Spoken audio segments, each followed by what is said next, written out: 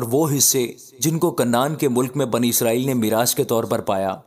اور جن کو الیعازر کاہن اور نون کے بیٹے یشوا اور بنی اسرائیل کے قبیلوں کے آبائی خاندانوں کے سرداروں نے ان کو تقسیم کیا، یہ ہیں۔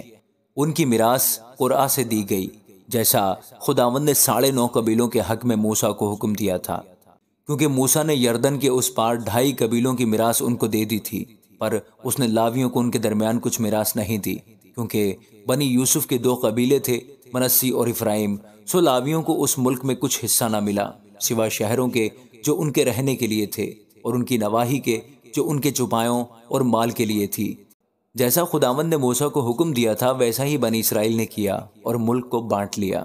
تب بنی یہودا جلجال میں یشوا کے پاس آئے، اور کنزی یفنہ کے بیٹے کالب نے اس سے کہا، تجھے معلوم ہے کہ خداوند نے مرد خدا موسیٰ سے میری اور تیری بابت قادس برنیہ میں کیا کہا تھا؟ جب خداوند کے بندہ موسیٰ نے قادس برنیہ سے مجھ کو اس ملک کا حال دریافت کرنے کو بھیجا،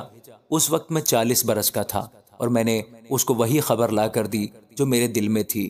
تو بھی میرے بھائیوں نے جو میرے ساتھ گئے تھے لوگوں کے دلوں کو پگھلا دیا، لیکن میں نے خداوند اپنے خدا کی پوری پیروی کی۔ تب موسیٰ نے اس دن قسم کھا کر کہا کہ جس زمین پر تیرا قدم پڑا ہے وہ ہمیشہ کے لیے تیری اور تیرے بیٹوں کی میراث ٹھہرے گی، کیونکہ تو نے خداوند میرے خدا کی پوری پیروی کی ہے۔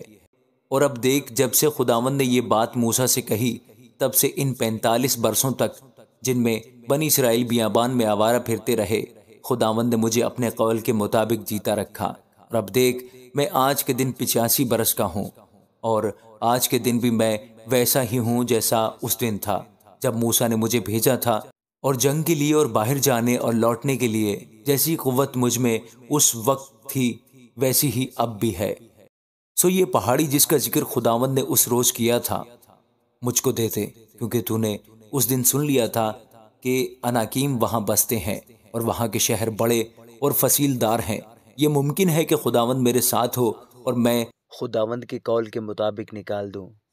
تب یشوا نے یفنہ کالب کے بیٹے کو دعا دی اور اس کو حبرون میراث کے طور پر دے دیا۔ سو حبرون اس وقت سے آج تک کنزی یفنہ کے بیٹے کالب کی میراث ہے، اس لیے کہ اس نے خداوند اسرائیل کے خدا کی پوری پیروی کی۔ اور اگلے وقت میں حبرون کا نام کریت اربا تھا، اور وہ اربا اناکیم میں سب سے بڑا آدمی تھا، اور اس ملک کو جنگ سے فراغت ملی۔ آمین۔